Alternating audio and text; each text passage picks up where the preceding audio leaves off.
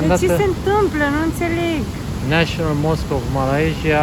Nu prea. Oare am greșit? Dacă tot am ajuns la gară, ne-am decis să cumpărăm și bilete. O experiență mai puțin plăcută. Atracțiile principale ale orașului Kuala Lumpur este să vezi apusul de pe un zgârie noi. Ia să vedem aici cum arată treaba. Mamă, am ajuns aici și e plin, nu sunt locuri. Iasmin are pofte și și-a luat un durian. Și hai să vedem ce gust are, că sunt foarte curios deja. Suntem decorați, să zicem așa, suntem îmbrăcați în aceste haine mauve, pentru că am decis să venim aici în Kuala Lumpur la moschee, dar este o moschee National Mosque, deci este ceva mai special, se poate vizita și sperăm că vom putea filma și înăuntru. Este un material pe care îl facem cu foarte mare drag pentru voi, așa că nu uitați să dați un subscribe. Bine ați venit la frumoasa aventură Un an cu Ghiozdan. Alex aici alături de Iasmin.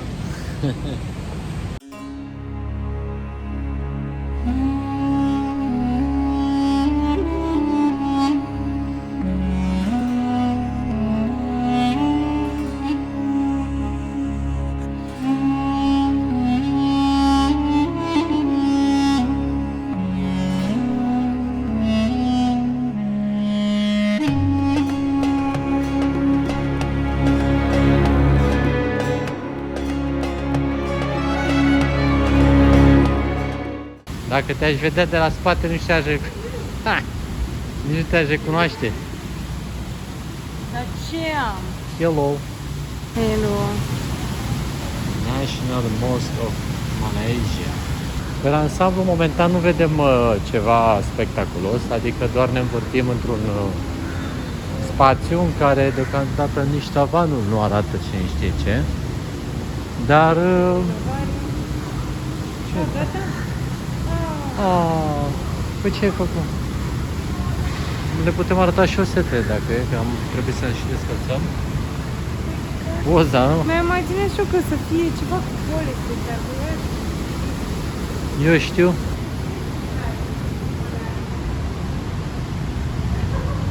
Filmăm așa după paravan. Deci deocamdată... De ce se întâmplă? Nu înțeleg. National Mosque of Malaysia. Nu prea. Oare am greșit? Nu cred că am greșit. Hai să mai vizităm, hai să mai vedem. Hai să nu fim descumpăniți. Poate asta este terasa. Hai să ieșim pe balcon. Hai. Hai că pe terasă nu e chiar rău. Vezi așa orașul. Ce pușa. Clădirea asta foarte, foarte interesantă. Și mai târziu ne-am propus să mergem și acolo. Să vedem. Da, e interesantă și această clădire de vis-a-vis. Ce-o fi cu ea? E bine că aici poți să-ți cumperi. Dacă te apucă cheful, poate vrei să-ți iei un shopping, vrei să-ți iei un telescop din asta, poți să-ți iei o lentilă pentru telefon. Mamă, dar uite cât a trepit. Trepied mare de telefon. Exact. Poate te apucă cheful. Dacă tot ești aici și vizitezi, cine știe ce pofte te apucă. Vezi că aici se intră, e altă treabă. Dar uite și ceasul ăsta, vezi, este în stil... cu ce cifre e scris acolo? Arăbești, nu? Era întrebare capcană. Vezi că te-am adus aici unde e treaba cea mai bună, Iasmin. Aici, în dreapta, este locul. Aici este fotospot.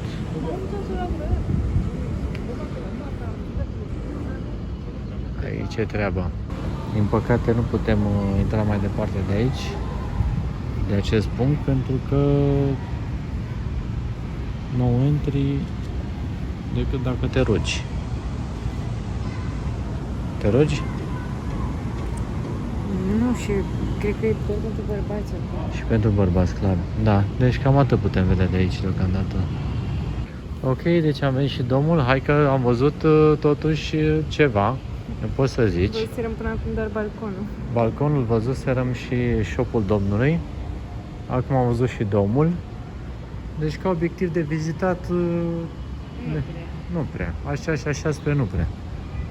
Dar na, totuși e interesant de văzut ca idee și ca reper. Și în curând cred că ne îndreptăm spre ieșire pentru a căuta o nouă chestiune drăguță pe care o putem vizita în Kuala și anume Lumpur.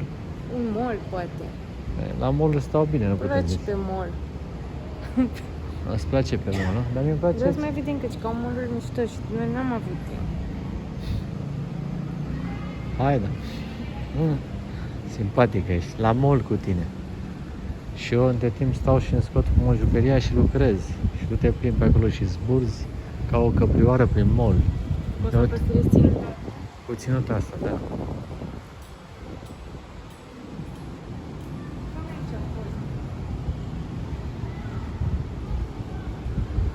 Din câte m-am uitat pe Google Maps, se prea poate ca această clădire foarte frumoasă de vis-a-vis să fie gara.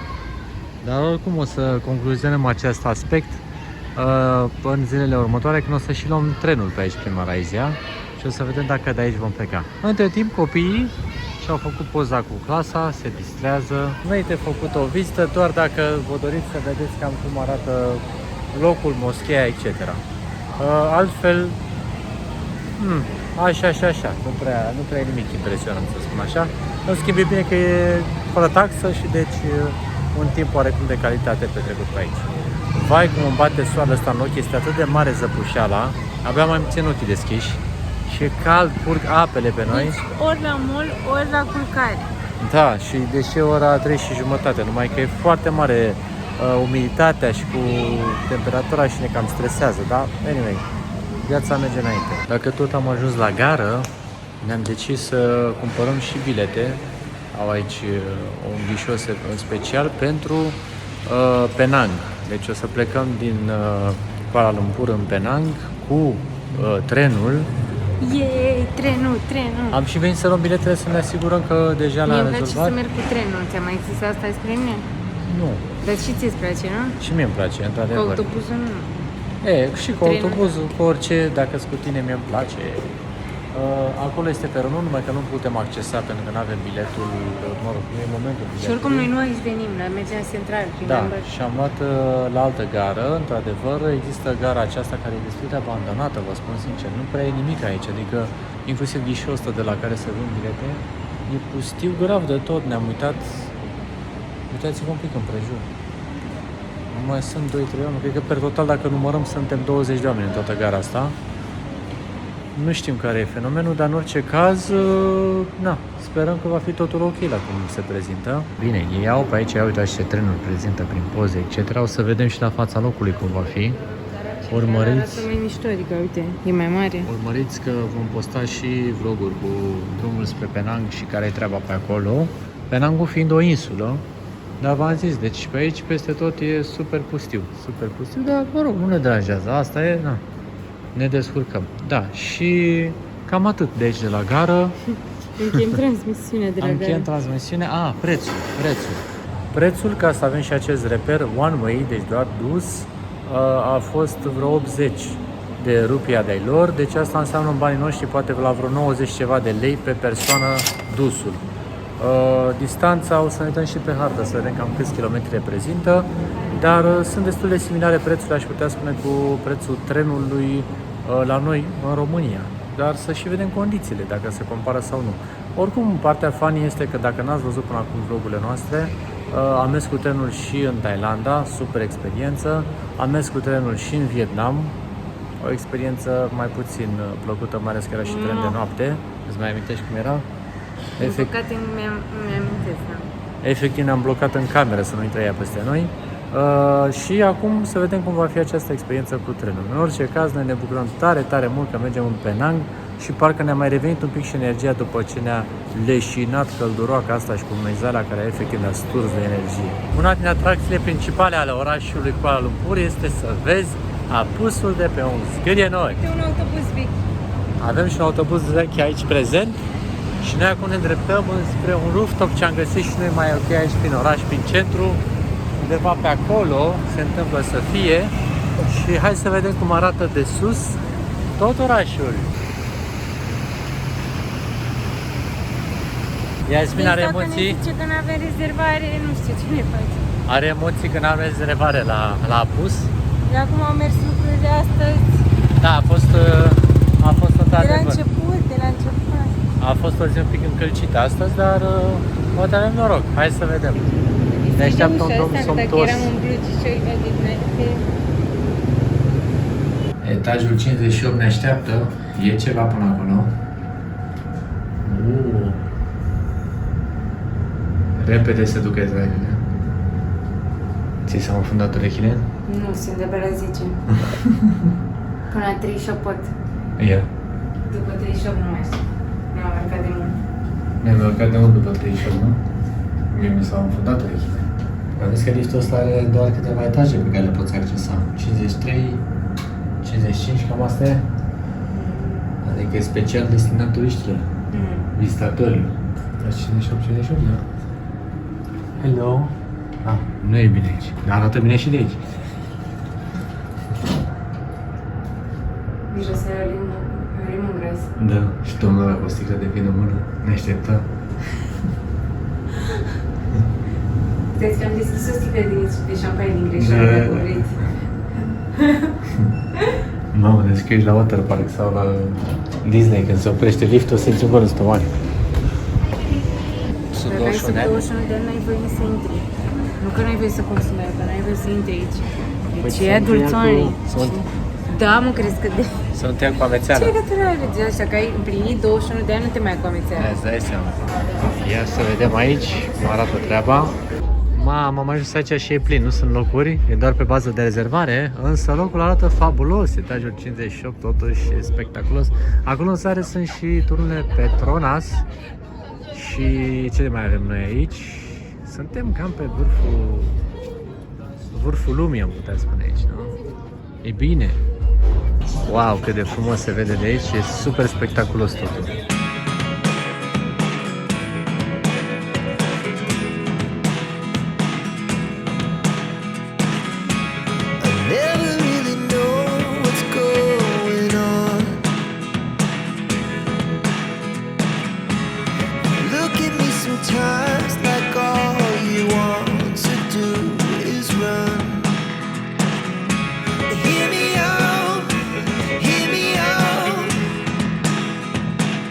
Vai, a fost una pusă absolut senzațional. Deci Iasmin, arată-ne așa pe ecran repede o poză needitată la prima mână așa. Una. Dar una de aia cu inimioară, ia. Sau e vreuna reușită? Că... Nu e niciuna reușită, eram convins. Băi, frate, așa se întâmplă. Se întâmplă mereu să fie una nereușită. Ia. Hai. Măcar una reușită sau nereușită, ia. Arată-ne aici la cadru. Ceva. Asta. Eram super fericită, a fost una pus pe cinste. Hai, da mă, că uite. Ia. Ia uite asta ce miște. Ai văzut? Așa, o privire într-o parte, ușor pierdută. Deci ca să știți ce în spatele postelor... Ai, super bine poze. Ca să știți ce în spatele postelor se fac 800 de poze, din care se aleg 2. Maxim una. Nu ne putem sătura de ce e aici. Pe Iasmin o inspirăm pe muzică clasică, iar turnurile astea sunt fabuloase. Dar s-ar potrivi și niște muzică simfonică, nu? S-ar potrivi. S-ar putea potrivi și de Crăciun, să dai așa niște colinde. Merge orice aici. Foarte frumos. Foarte. Ai văzut sincron, am zis, nici când am vorbit. Și uite, un astropicii mai nu știu că e defectă să te... Nu știu, aia vrea să fie mai breaz. Mai de la breaza. Am ajuns să facem o nouă experiență culinară în acest minunat oraș Kuala Lumpur și anume am venit la un restaurant cu specific indian. Specific indian pentru că aici există comunități de toate genurile și ia să vedem ce ne-a adus deja pe masă. Iată, aceasta este farfuria. Iar vin practic primește pe post de farfurie o frunză de banană, asta cred că vrea să ți-o mai prezinte odată. Dar uitați-vă ce frumos e restaurantul și e muzică indiană așa în zare, miroase peste tot a mirodenii și din câte am citit pe net este una din experiențele must do aici în Kuala Lumpur. V-am spus pentru că aici noi simțim că este o aglomerație de stiluri, de genuri. Ia uite, a venit farfuria. Și acum să vezi ce distracție începe Iasmin, că toate o să fie umplute probabil cu mâncare.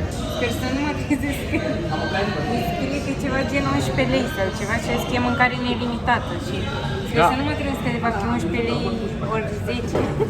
Vedem. Deci 9,99, adică vreo 11 lei, mâncare nelimitată pentru Iasmin. Eu mi-am luat ceva pe bază de pui. Aici am poftă pentru că puiul făcut în stil indian întotdeauna este unul foarte tare și mi-am luat și un ceai, o să vedeți despre ce e vorba. Deci, ca să vă spun foarte simplu, în Kuala Lumpur pot să vizitez diverse chestii, dar nu prea multe. În schimb, pe partea asta de experiență culinară am avut parte de o grămadă de chestii super faine, așa că devine una din recomandările de top în chestiile pe care le poți face aici. Iată că a venit prima specialitate a zilei și anume pui cu unt. Mai vine ceva aici sau? Nu, aia cred că este la tine, la mine, habar n-am. Hai că vedem la final. Ia fi atent aici ce festin culinar, au venit băieții. A venit toată bucătăria la tine să te servească. Ești răsfățat a zilei, aș putea spune. Uite.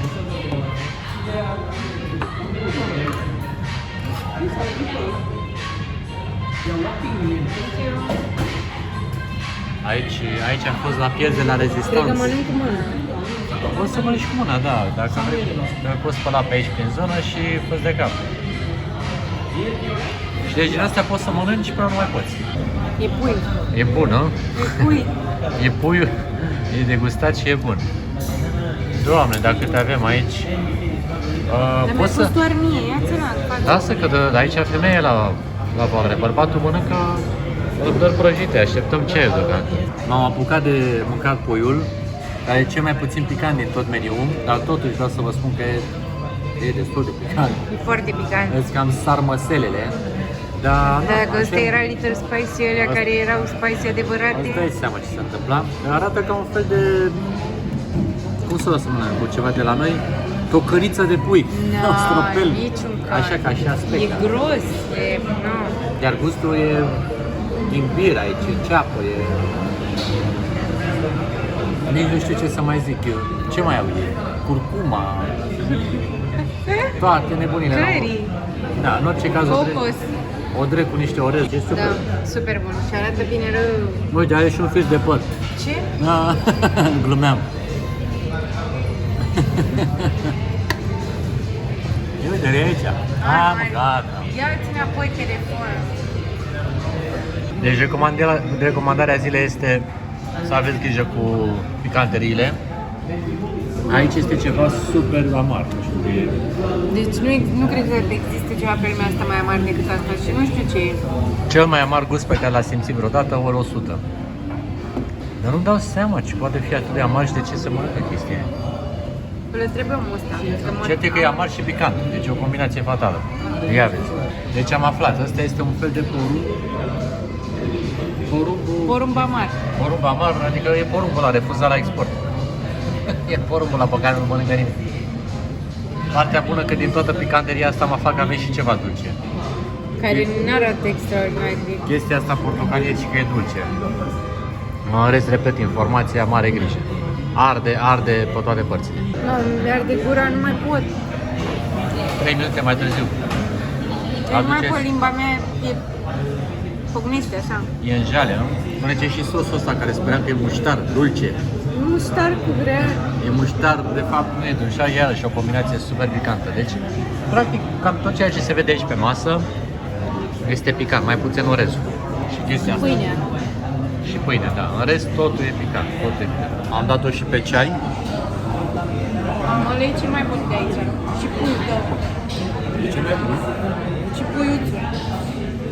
E foarte bun. E un fel de lapte cu cardamon. Nu, deci e ceai masala cu lapte. Ceai masala. Are și cardamon. El are tot felul de... E un ceai negru cu mirodeni. Da, un ceai negru cu multe mirodeni. Foarte, foarte, foarte bun. Vă spun sincer.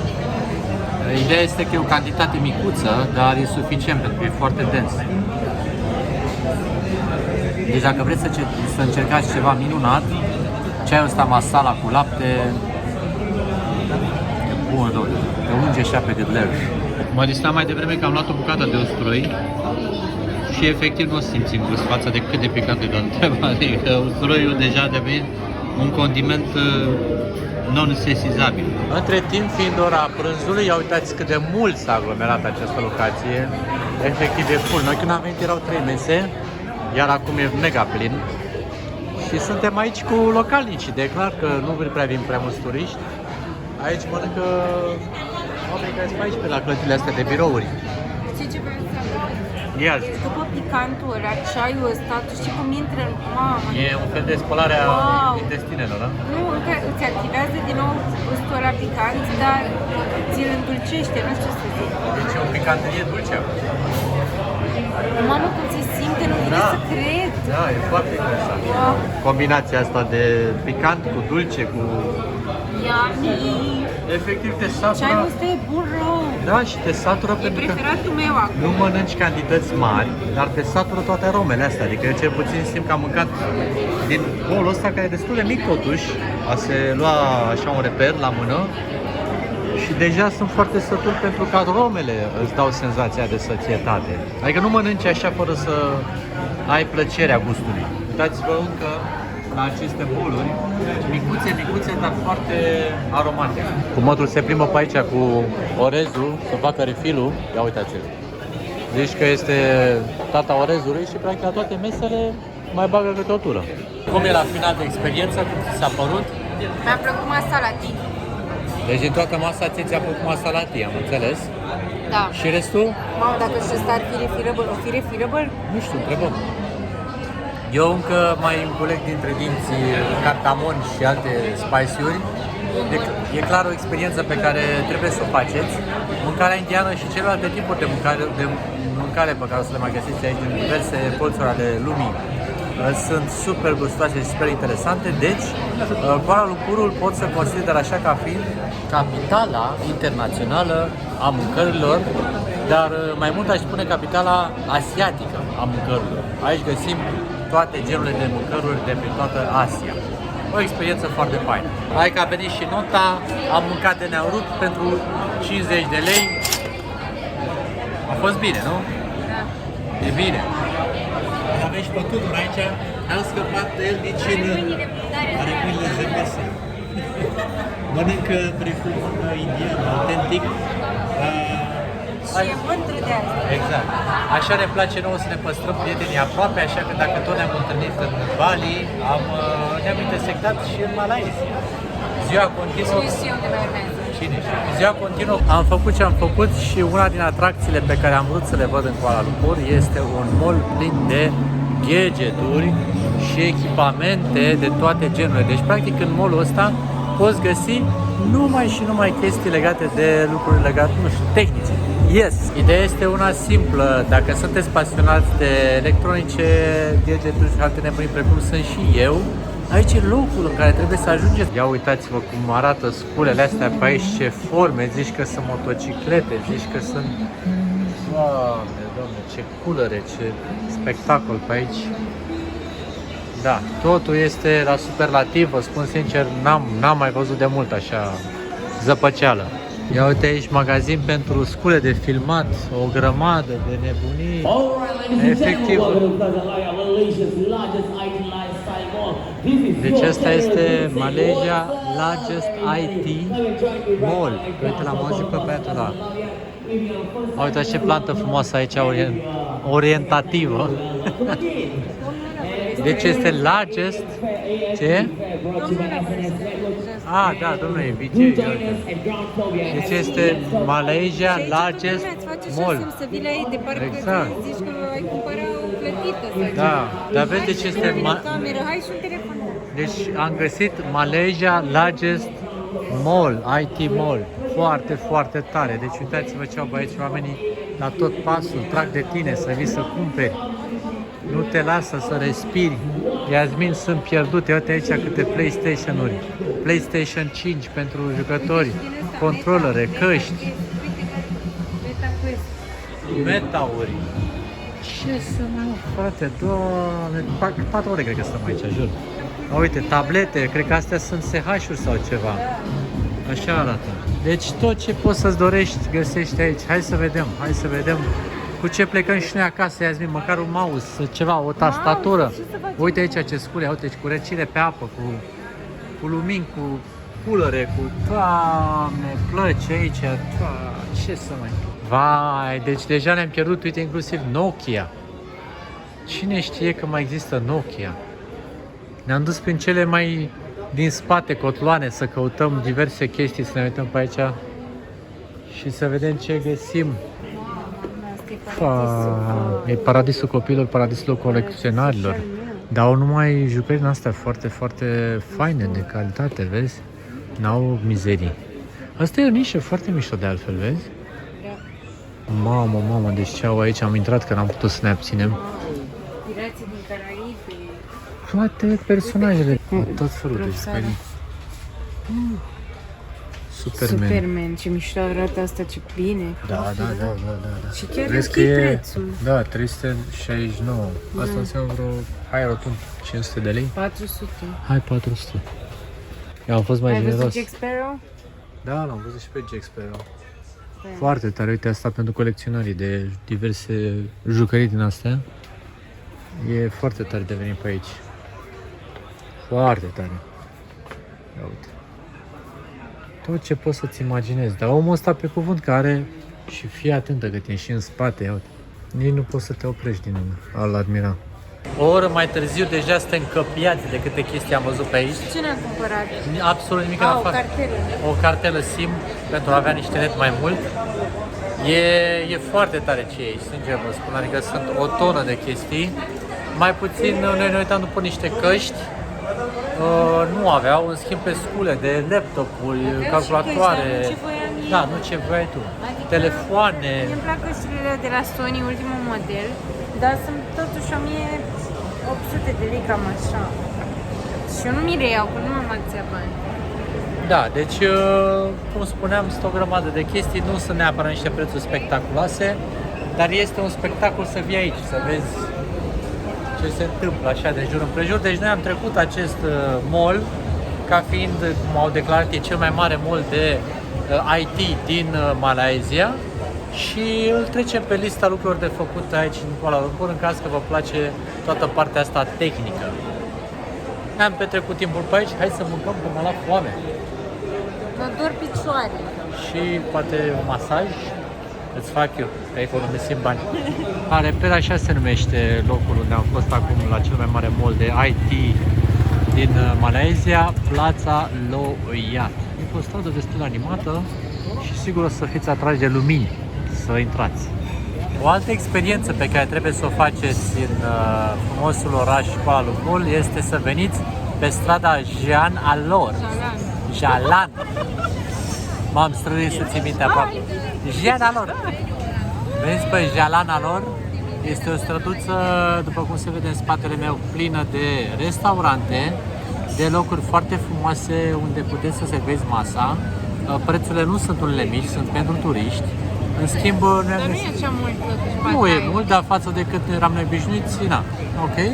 Noi aici am găsit un restaurant care se numește Bamboo Restaurant și Yasmin l-a ales pentru că, ghiciți ce, este cu specific thailandez. Partea distractivă aici este că puteți să mâncați de la... Nu numai. Adică are multe preparate thailandeze, dar le mai întâlnesc și în alte bucătării. Ok. Ce este că, în preponderent, avem preparate thailandeze aici, în schimb, avem de toate, adică în jurul nostru mâncăm de la... Ce că mi-am adus suc de mango care e genial. Yasmin și-a luat și un suc de mango genial. Ce am văzut, uitați-vă așa, numai cât întorc telefonul. Mâncare coreană. Mai înapoi am văzut chinezească. Vietnameză. Deci aveți practic aici toată Asia la un loc, pe o străduță super mică. Să gusti sucul ăsta că e plin de pulpă de mango. Deci are gust de mamă. Ia. Deci cred că are un mango întreg în el. Și cât a fost? Păi a fost 6. 6, adică vreo 8 lei? 7 lei. Hai, 7. Dar gen în Thailanda, cred că era cam același preț. Foarte bun. Ăsta l-am luat vis-a-vis. L-am luat de la o doamnă de acolo în zona aceea. Ne-am pus la masă și evident că eu am vrut să-mi amintesc de Thailanda și vreau să-mi iau un pad siu. Iar Yasmin se pare că o să-și ia un pad thai. Hai să vedem cum arată. Se pare că pad thai-ul are gust ca în Thailanda. Da, cred că are gust ca în Thailanda. Trebuie să-mi pun și alunele, aștept să mai răcească puțin și să mai îmi pun mugurii ăștia. Dar prima gură pare ce trebuie. Păi Iasmin, zici că are gata. preparatul ăla. Păi, Îl mâncam eu, deci zi de zi, cred că n-a trecut zi în care să nu fi mâncat pad thai. Eu mă bucur că ți amintești, știi de cum au trecut deja 3 luni de zile de când n-ai mai mâncat. 3 luni. Un dish care ți amintește de Thailanda și probabil că îți va aminti mereu. Foarte tare. Mă bucur. Chiar foarte tare. Să-l vedem și pe al tău. Îl vedem și pe al meu pad siu. Mamă, cu ei plouă în gură. Mie. Ia uitați aici ce pad siu și Doamne câta porția. Iasmin, în seara asta mâncăm bine. Exact. Te simți bine și mâncăm regal. Regal, arată foarte, foarte bine mâncărica. Ne-am scos, să știi, ai ales foarte bine restaurantul, ne place tare mult. Strada începe să devină din ce în ce mai aglomerată și e drăguț, e frumos, mai ales că este vineri seara. Am luat 2 guri și deja pot să spun că E bun? e foarte bun. Deci e la fel ca din Thailanda, poate chiar... Mai bun? Uitați fața aia, era deja șocată. E foarte bun, e foarte, foarte bun. Adică, mie ce îmi place aici este în primul faptul că pastele sunt destul de late, destul de mari, că mie asta îmi place la pad siu. Că pastele sunt mai late și gustul și aroma este foarte corectă. Simți și alunele, simți și un pic așa aroma ca de fum, să zic așa, un pic de... E mai afumată, e cu soia. E mai afumată, exact, că e cu soia. Și tot gustul per total e o bucurie, vă spun sincer, adică foarte miște. Mie mai place e mai light, e mai... Exact, pad thai e mai light. Pad siu-ul, după cum îl vedeți, e tixit de paste și are și muguri ăștia de fasole prin ea. E un dish de mâncare, mie îmi place foarte mult. E un fel, aș putea spune că e unul din felurile mele preferate de mâncare din Thailanda. Chiar e foarte mișto. Da, deci la final acum i-ai pus și alunele. Concluzia finală, ca după aceea să ne focusăm doar pe mâncat, este de o nota, acest pad thai? 9. 9, hai și la mine 9, că nimic nu-i perfect pe lumea asta. 10 ar fi fost dacă ar fi avut mai multe alune. Aș fi preferat mai multe alune. Alune sunt, dar nu suficiente. Da, pe aici pe acolo mai sunt alune. Deci, overall, mâncăm foarte bine aici. Ce nu vă recomandăm aici este alcoolul. E foarte scump. Cât era o bere? 23. 23, adică vreo 25 de lei. O bere. Mai mult. Mai mult. E mult. Deci alcoolul aici nu merge. În schimb ne-am luat cola, un fresh, cam asta e. Fără chestii care să ne vicieze gândurile. Iasmin are pofte și și-a luat un durian. Un durian micuț, așa, cam ca și acesta.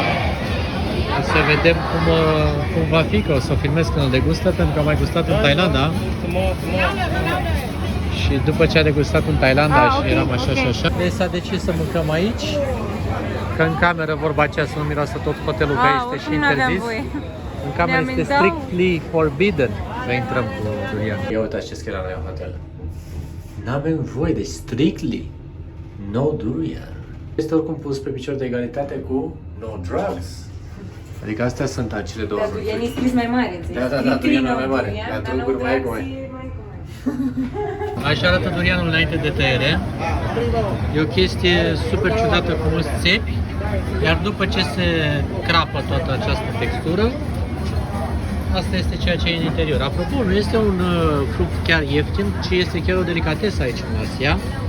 În sensul că pățica asta este 15, adică 20 de lei. Iar soiul pe care l-am luat ăsta mai gălbui e ceva mai scump. Deci e și el pe soiuri. Cam asta este treaba cu durian.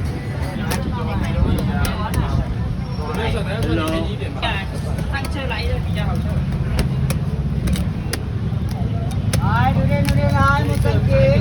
Am încercat în Thailanda, numai că vreau să încerc și aici un nou soi de durian. Durianul ăsta e o chestie super țepoasă, o să-l filmez să-l vedeți. Iar la interior are o textură ca o spumă. Și hai să vedem ce gust are, că sunt foarte curios deja. Nu știu, e un gust discutabil, am înțeles. E ciudat, adică e ca și cum mănânci praz cu mus, ca o textură de mus așa de ciocolată sau ceva de genul ăsta. La început te izbește gustul ăla de praz, după care ai un gust dulceac. Deci e un fel de desert, oamenii se nebunesc după treaba asta. Se numește durian, cum îi zice?